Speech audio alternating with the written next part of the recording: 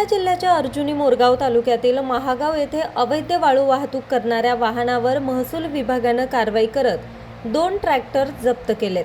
ही कारवाई 16 एप्रिल 2026 रोजी करण्यात आली आहे। कमलेश गोपाल ठाकरे व लोकेश ऋषी लांजेवार यांचे प्रत्येकी 1 ब्रास वाळू भरलेली असून एकूण 2 ट्रॅक्टर महागाव परिसरातून जप्त करण्यात आलेत।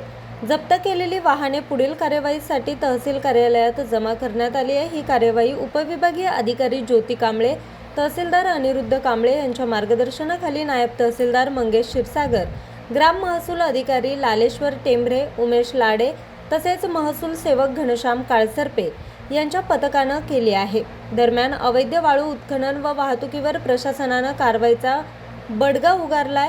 अशा प्रकारांना आळा घालण्यासाठी पुढील काळात अशाच धडक मोहिमा राबवण्यात येणार असल्याचं महसूल प्रशासनाकडून सांगण्यात आले।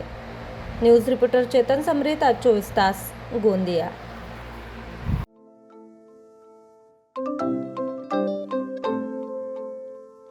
नवनवीन आणि ताज्या घडामोडींसाठी आज 24 तास सबस्क्राईब करा।